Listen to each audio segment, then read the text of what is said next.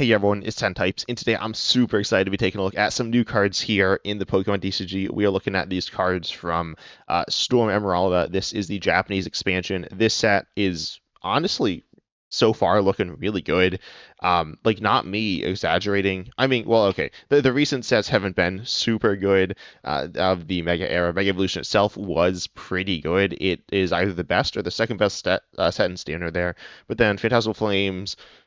Chaos Rising and Perfect Order, Innocent Heroes, I guess, depending whether or not, like, how you count that, didn't introduce many new cards to the game that are particularly good. So, with Pitch Black, that's a little more interesting, but in terms of actually super good cards, it's not amazing. Storm Marauder, though, legitimately looks very, very good and has probably the craziest card we've seen in a long time, certainly crazier than any other card in Standard, not necessarily power level wise, though it is a potentially powerful card. But certainly in terms of card design, like weird stuff, it's it's pretty out there, and I'm super excited. Also, sorry that if my voice is a little wacky. I'm feeling a little under the weather today, so sorry about that. But this set is pretty sick. It's releasing in at the end of July, July 31st in Japan. Looking internationally, let me see. It's releasing where is it? The set is called Delta Rain, releasing November 6th. This is 3 months later. Actually, over that. Um, this is kind of weird. But then there's the expansion 30th celebration, which is releasing in September in both Japan and internationally. So the order of the sets actually is different from Japan to international play, which is interesting. And so essentially, this is going to push back the set, which makes sense some because then it would be like the last set of the year. Um, in September, then we have like a pretty big drought there, so makes sense. Certainly, we'll be missing this, I guess, but we'll be talking about it a lot before, of course, when it's being played in Japan. So make sure you subscribe so you don't miss that, because I'm like super stoked. Honestly, for any new cards, always, but this set looks legitimately pretty crazy so far. Not like super broken with everything, but it looks pretty cool. Also, I will be talking about these starter decks here, featuring some new cards. I went to record this and I was like doing it, and I was looking through these cards first, and they weren't all translated, which got really awkward halfway through. So, yeah, we'll see what's gonna happen there. But Mega Rayquaza, also sorry, these cards will not be very good, unfortunately, most likely. But Mega Rayquaza EX is like the feature card here. There are a lot of cards that kind of interact with Mega Rayquaza EX, like this Mega Rayquaza calf card. I guess interacts with it. It's just a goofy card, but you don't need to like, you'll see, you'll see. But Mega Rayquaza EX is the, I guess, poster child of this set here, with the ability Champion's Roar. When you play this Pokemon for your hand onto your bench during your turn, you may use this ability. You look at the top four cards of your deck and attach a basic energy you find there to this Pokemon, and then you shuffle the remaining cards, put them on the bottom of your deck. Then Storm Emeralda. By the way, this is of course the name of the set in Japan. That's how this works. And it does 50 times the number of fire and lightning energy attached to all your Pokemon in play. Actually, didn't realize that's what it said initially. First, I thought it was attached to itself. The ability again accelerates some basic energy there. It can be of any type, I will say that, but it is basic energy. Obviously intended to be fire and lightning, but it attached them to itself there. But the attack is based on energy attached to any Pokemon. Quite simply, this attack can do tons of damage. You look at this with like Ethan's Ho EX. Ethan's Ho EX allows you to go ahead and accelerate to itself. Well, okay, so it accelerates to a bench Ethan's Pokemon, but it mostly accelerates to itself. That's pretty much the only thing I've seen it do. Could be to like Ethan's Pet Cargo, I guess. But you'd use this, you accelerate to itself, and then that's two more fire energies on your board. That's 100 more damage if you do a handful of those.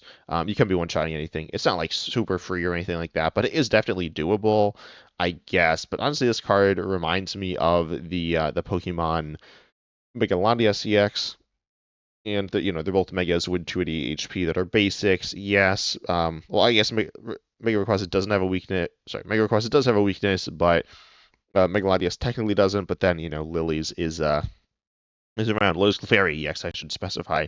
So that's kind of rough for it, but not that's not the reason that that Latias EX is bad. I mean, if that's the reason Latias EX is bad, then Dragon Ball also would be bad. So yeah, Mega Rayquaza is going to, I think, struggle to do these big one shots, and these big basics, big basic megas generally aren't super good unless you have some other benefit other than just lots of damage. We see megas, and most megas aren't super good unless they're just doing lots of damage, unless they're super easy to power up. You see some of the bigger megas like healing and stuff like that as well. But this, yeah, I can't imagine using Wally's with. Ultimately, I mean, the ability is okay. I will also mention this card is similar to the Rayquaza GX. Was there one or was there two? I don't remember. But this Rayquaza GX's card was pretty good, allowing you to accelerate to itself and do some. It's pretty similar. It's just pretty similar. So this card was pretty good, but this was a different era in the Pokemon TCG, and quite simply just not something we are going to. Really be okay. Sorry, I wanted to double check that was expanded, but you look at this in like so this is also expanded. This one, I don't know. But long story short, it was pretty solid. It was okay, but the meta was a bit slower at the time. Obviously, HP and like what the cards do is exactly is a little bit different. Also, the Rayquaza GX didn't just discard the cards. Oh yeah, it like discarded 3 cards, and then accelerated energy from the discard to it. So it was guaranteed to hit. The Mega Rayquaza isn't really guaranteed to hit. Theoretically, you could do some like top deck manipulation, stuff like that, and like get a bunch of energies, but ultimately this card, it is the main card, so I feel like I need to talk about it a good amount, but also like this card just isn't super good. I like if people are saying this card's good, it's not going to be good. Also, we had we had Rayquaza VMAX. That was a card that people thought was going to be good. That certainly I'd say is a lot more was a lot more promising than this card. That card ended up being quite bad. Not like unplayably terrible, but just not very good. I mean, it was pretty bad. But Mega Rayquaza EX is unfortunately not going to be super good here, even with the other support. I don't think, but maybe it will be. Also, unsurprisingly, the support for this card also supports other good cards. So yeah, I kind of doubt it being super good. Then we got this Fletchling, which doesn't matter, and this Fletchinder, there we go, which also doesn't matter. But we do have this Talonflame EX. This card is super sick. Talonflame has the ability translated here as Excite Dive, which says if this Pokemon is in your hand and you have a colorless Mega Pokemon in play, you may use this ability. Put this Pokemon onto your bench. You just play it there. And then it has 280 HP. It is, of course, normally a stage 2. And you have this attack, Claw Hunt for 2 colors, doing 150. Search deck for up to 2 cards, put them into your hand, then shuffle. This is kind of reminds me of the Talonflame. Also, we have some Talonflames in standard, so you could pair this with probably not this one, maybe this one if you want to do something. We actually like use the evolution line, though I can't imagine you're actually doing that. Loosely reminds me of this Talonflame from Steam Siege, which you get you into play and search for stuff. Might be a reference to that. It is pretty different in how it actually works, though. I've actually talked about this card recently because it's kind of like this standard Cinderace, which isn't very good, but really funny, and I talk about all the time on the channel. But Talonflame EX is a card that is, going to be paired with these Mega Pokemon, which is really cool. I'm super excited to see how people are going to play this in Japan as well. And the set is coming out a lot sooner in Japan than it is internationally due to the celebration set. So subscribe so you don't miss me talking about these cards in Japan, because I'm going to be covering them as soon as they come out. It's going to be so sick. This set, I legitimately think this set's like super cool. But Talonflame EX, you treat it like a basic, right? You treat it like a basic if you're playing a deck with a colorless mega, and you look at the colorless megas. How do I do this? Not like that. Is this the card? Yeah, these are the cards I'm looking for. Not this colorless mega, but okay. So we have 3 in standard, which I was thinking there was 3. Didn't. Well, I want to make sure I wasn't forgetting one. Well, okay, we have 3, but there's also Mega Rayquaza. I do think Mega Rayquaza is the worst of these colorless megas. Mega Lopunny is pretty solid, I suppose. I would say if you're playing a deck like just some random deck where you have a 1/1 Mega Lopunny, you're not playing Talonflame EX. But if you are playing a regular Mega Lopunny, you might play Talonflame EX. I certainly don't think it's crazy. if you're playing Mega Kangaskhan EX, I think you're playing this. I'm not gonna lie. Like I think you're definitely playing Mega Lopunny. Sorry, no, I think you're definitely playing Talonflame EX. And if you're playing Mega Auto EX, I definitely think you're playing it as well. I think Mega Auto EX is underrated. If you're scared about the coin flip thing, there's a hard card to help with that. Ultimately, Mega Auto EX is good. I suppose, yeah, it's going to only be played with Mega Kangaskhan EX anyways. I think if you're playing 3 Mega Kangaskhan's, you're probably playing this. If you're playing 2, maybe not. But I think, I mean, this card's pretty good. You look at exactly how good is it then, because you kind of treat it as a basic. You need to get into your hand, which isn't that hard to do. I mean, it's not that easy, but it's not really much harder than Mega Kangaskhan EX itself. And then you look at this card and you're like, you're able to just like pop it into play. It has free retreat as well, so that's cool. It's not really a liability. Certainly, when you look at 2 parts liabilities, you look at stuff like Meowth EX. You have over 100 more HP than that. So, well, it is low HP for Stage 2 EX. It's fine. So, yeah, you do for 2 colors, which is payable. The reason I was kind of talking about what decks you wouldn't play it in is because it is 2 colors energy there. You need to be able to actually attack. You could manually attach and power it up, which is possible. You you only do 150, which isn't super good. You definitely much rather do more, but 150 is okay. Then you search for any 2 cards reveal and put into your hand, which is nice. Ultimately, this card is fine. Like legitimately competitively fine. I think it will see play probably just as a one of. Within decks playing Mega Kangaskhan and Crispin, and you can you actually attack this Pokemon. It's pretty good. It's not broken. It's not super powerful, but it is decent. It can set you up for a win by searching for boss, force your opponent to disrupt you in some manner. Funnily enough, it's also not taking knockouts some of the time, or a lot of the time, which can be bad, but can legitimately be good. So you're not getting unfair stamped. I mean, you'd rather take the knockout, presumably, but it is interesting there, and certainly can take knockouts on some things as well. But yeah, honestly, a pretty good card, and one I do expect to see legitimate competitive play. Look at this next card here, Adventuring Lantern. This one's interesting. You search your deck for a basic fire and a basic light energy, reveal and put into your hand. Simple item card. Obviously, have energy search as standard. And that's about it, right, for energy. Well, we have Crispin as well. But this card is interesting. It's kind of like Professor's Letter. Earthen Vessel, and then also, I guess, Capacious Bucket, searching for 2 energies. These are different types. They're 2 specific types. So where do you play this? I don't really know. I mean, it's obviously intended to be played with a Mega Rayquaza. This is a card that ultimately isn't one with an immediate use case I can think of. But it is still a card that maybe you could play this actually in Flareon. I guess. I don't know. It doesn't seem amazing there, but it is an interesting card. So make sure you keep an eye out for this card.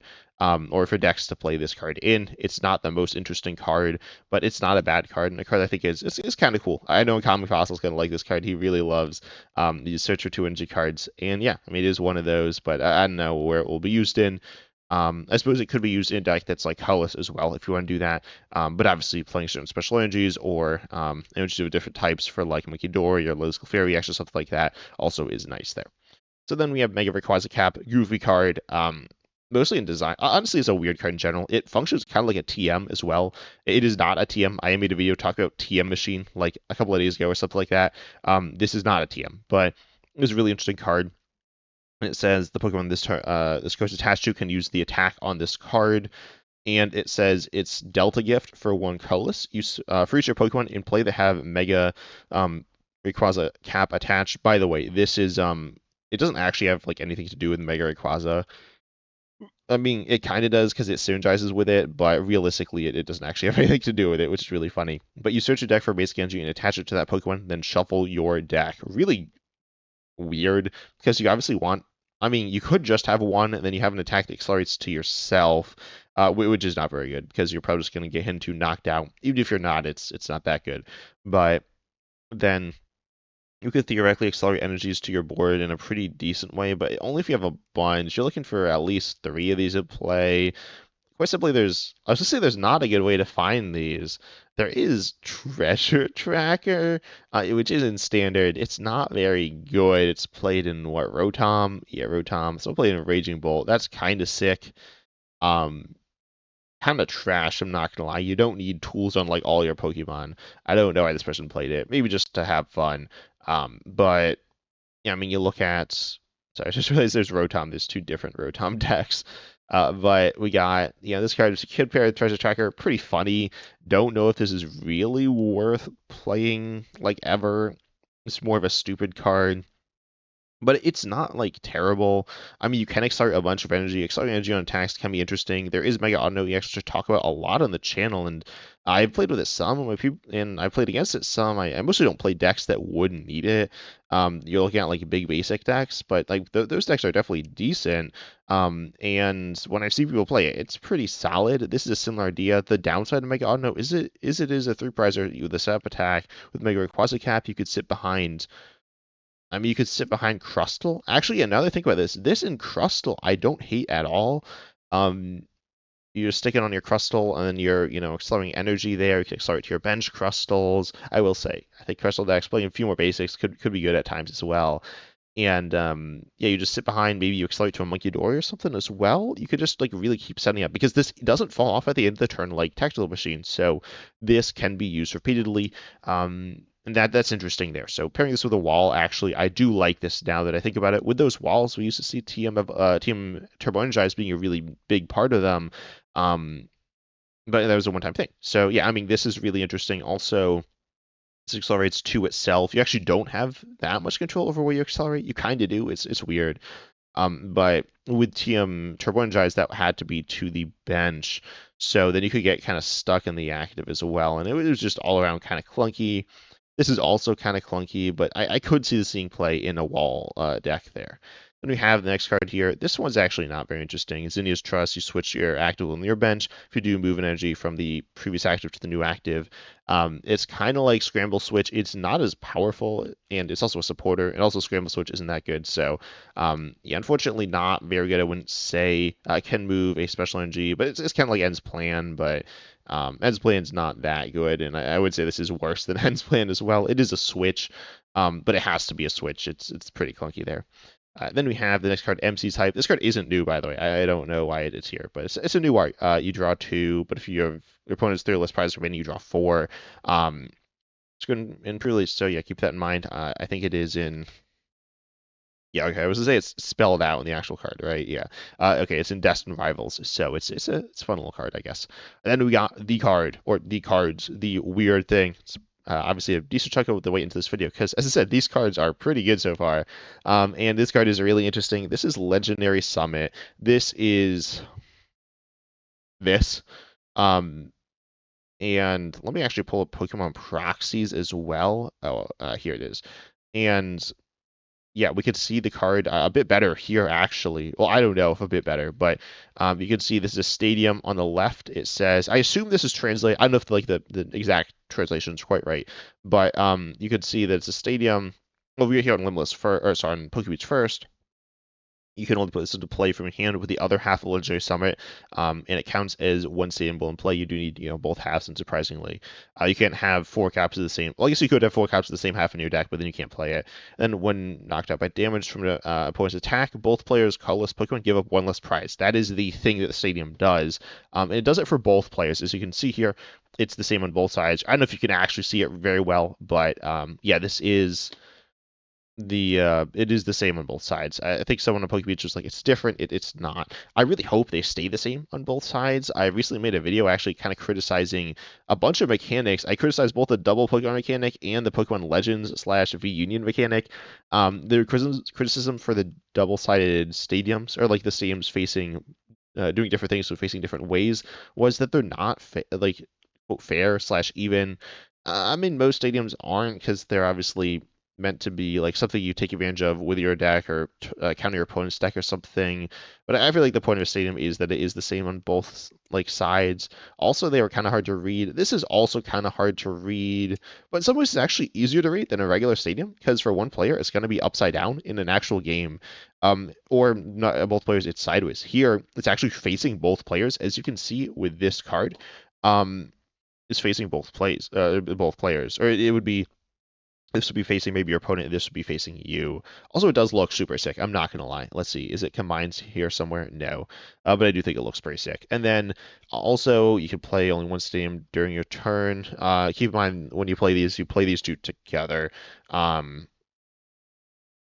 So yeah, you don't play one half and then wait later to play the other half, I'm pretty sure. And then um, if it's, this text at the bottom, by the way, is the same for every stadium.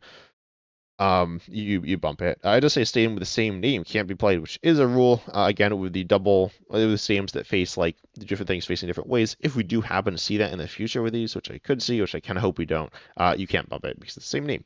But yeah, this is interesting. So we to talk about these cards a lot here. And one again looks so sick. Normally I don't care too much about this. This looks amazing. And then we see that this card is obviously you need to get both cards. Searching for stadiums is kind of hard to do. It is kind of doable, but only kind of doable. You have what closest to Tenacity, I guess, being the main card. You got like Train Search, like I guess you have Team Mars Petrol, and you also have you have Knocked Out. There we go. I was struggling to find the name there, and then also you have Secret Box, I guess. I mean, Secret Box doesn't even like get you there. So you do need both halves. I imagine you play this as a 2-2 split.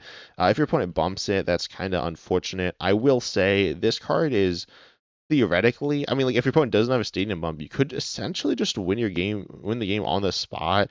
If you're playing, like imagine you're playing. Let's think about this, and I don't know why Dead Dunsparce is the first Pokemon that came to mind because attack with that's like kind of trash. Well, it's not kind of trash. You're not going to be doing that. But your opponent could just keep setting up to Dunsparce's turn after turn, and then you just knock him out, and you don't take any prizes because you have one less prize. This isn't like um, I guess it's kind of like Mega Gengar actually. Now that I think about it, Mega Gengar is a Pokemon that you give one less prize when it's if your opponent's Darkest Pokemon is knocked out by an EX, but then technically they could attack with a single prize, and pretty much every deck plays some of those.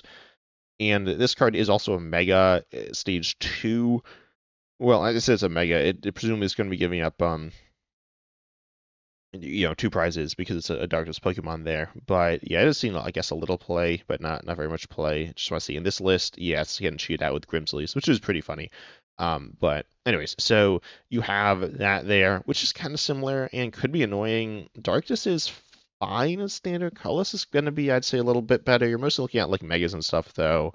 When you look at like colorless Pokemon, I'm thinking about this in the control deck. I don't know exactly how this looks in control. I haven't really played too much control recently. Nor most people. Control is not very common. I don't really see it like ever. You see stall sometimes, so you don't really see control. This in a stall deck is something, I don't know, like ultimately when you're getting knocked out, you need to recover your stuff, and also being able to recover the stadium seems really nice. So I like this a bit more in like control. We have the Dunsparce control, I guess, which funnily enough you do the Dunsparce, which is the example I used, but the attackers are going to be, I believe none of them are colorless. You're looking at LGM and you're looking at Dene, you're looking at maybe even Sudowoodo, I think, and there's also Stunfisk. Actually, I think it might be one of them. Again, I'm not super familiar with the deck. Maybe Cubchoo, is that played? I don't know. But you have some Pokemon, and these Pokemon are all not colorless. So I'm trying to think like Toucannon, but that's not good because then you're doing less damage. It's not using Air Zero Underdepths. And Toucannon's not that good. Toucannon, by the way, is in Pitch Black, which is the set after this. I can't think of a super good use for this off the top of my head, but this card does seem potentially good. Then we need to talk about the clunkiness of playing these two stadiums at the same time. And I mean, yeah, it's not easy to do. I talked about it's kind of just search for stadiums in general and getting two. I mean, you're probably playing a 2-2 split. There's 4 cards in your deck, only getting like only something you can play twice. If your opponent just has stadium bumps, I think this is pretty bad. They're just going to bump the stadium instantly. This does nothing, and you spend a lot of resources to get it into play, most likely. And there's not much you can do about that. Wait a second. Wait a second. Oh, I think this card rotated.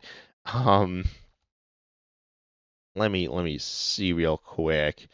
There is a stadium. Yeah, okay. So in expanded, you could play Antique Helix Fossil. Antique Helix Fossil, and I don't know. I don't know if there's a card like this in standard, but this has an ability, which apparently isn't on Limitless here for some reason. But Heligal Swell, as long as it's in the active, your opponent can't play any stadiums from their hand.